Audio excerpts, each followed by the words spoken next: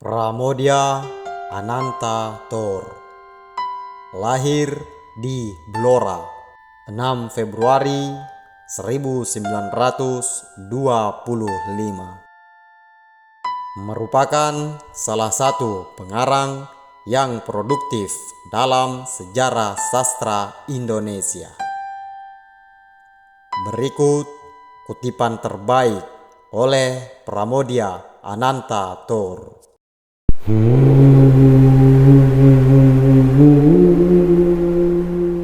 Manusia terlalu sering bertepuk hanya sebelah tangan. Tanpa Tuhan, manusia sebenarnya tiada berhati, tiada berjiwa. Dia adalah binatang, hewan yang tiada mengenal kebajikan. Sahabat dalam kesulitan adalah sahabat dalam segala-galanya. Jangan sepelekan persahabatan, kehebatannya lebih besar daripada panasnya permusuhan. Pada akhirnya, persoalan hidup adalah persoalan menunda mati. Biarpun orang-orang yang bijaksana lebih suka mati sekali daripada berkali-kali.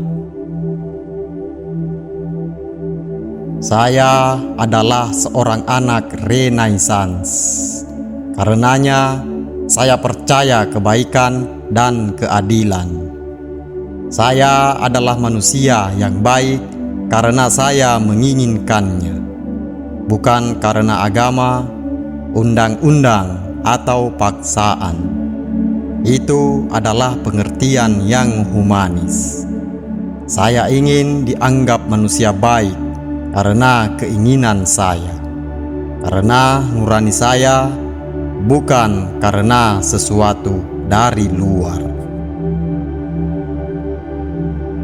Revolusi atau perjuangan apa saja yang bisa lahir dan mencapai keagungannya kalau setiap pribadi tampil berani. Tidak mungkin orang dapat mencintai negeri dan bangsanya kalau orang tak mengenal kertas-kertas tentangnya, kalau dia tak mengenal sejarahnya, apalagi kalau tidak pernah berbuat sesuatu kebajikan untuknya. Kalau orang tak tahu sejarah bangsanya sendiri, tanah airnya sendiri, gampang jadi orang asing di antara bangsa sendiri. Jangan dulu bangga bisa bahasa asing, sementara bahasa ibumu sendiri kamu tidak pernah benar-benar memahaminya. Jangan karena merasa pintar lalu seenaknya memperlakukan orang lain, sebab orang yang beradab sudah pasti adil dengan semuanya. Melawan pada yang berilmu dan berpengetahuan adalah menyerahkan diri pada maut dan kehinaan. Selama orang masih suka bekerja, dia masih suka hidup. Dan selama orang tidak suka bekerja, sebenarnya ia sedang berjabatan tangan dengan maut. Apakah manusia hidup untuk sistem, ataukah sistem untuk manusia? Jika manusia dilahirkan untuk sistem, maka manusia itu akan menderita. Jangan menjadi sosok yang sok pintar, tapi jangan juga menjadi orang yang mau saja dibodohi. Kalau tidak ada orang-orang rendahan, tentu tidak ada orang atasan.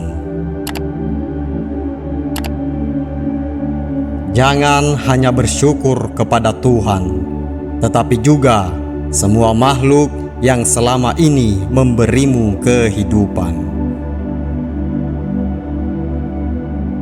Kau akan berhasil dalam setiap pelajaran, dan kau harus percaya akan berhasil, dan berhasillah kau. Anggap semua pelajaran mudah, dan semua akan jadi mudah.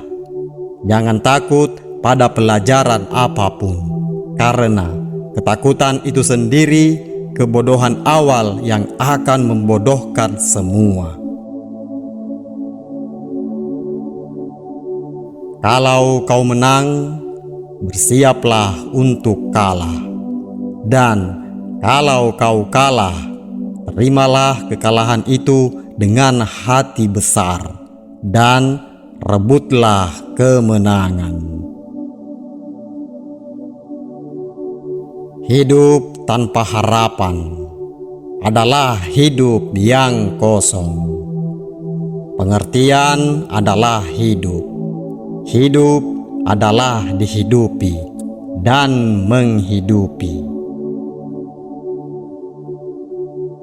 Bagaimana bisa manusia hanya ditimbang dari surat-surat resmi belaka dan tidak dari wujudnya sebagai manusia? Semua ditentukan oleh keadaan. Bagaimanapun seseorang menghendaki yang lain, yang di gurun pasir takkan menggunakan bahtera, yang di samudera takkan menggunakan onta. Setiap saat orang bisa minta ampun pada Tuhan bila berdosa terhadapnya. Dosa terhadap sesama manusia lain terlalu susah untuk mendapat ampun daripadanya. Tuhan Maha Pemurah, manusia Maha Tidak Pemurah. Betapa beruntungnya jadi bintang film terkenal. Lawan dan kawan sama-sama membutuhkan. Adat perempuan dibeli, adat orang tua menjual. Kalau harta sudah di tangan, apalagi yang akan dipersoalkan? Ada yang membunuh, ada yang dibunuh. Ada peraturan, ada undang-undang.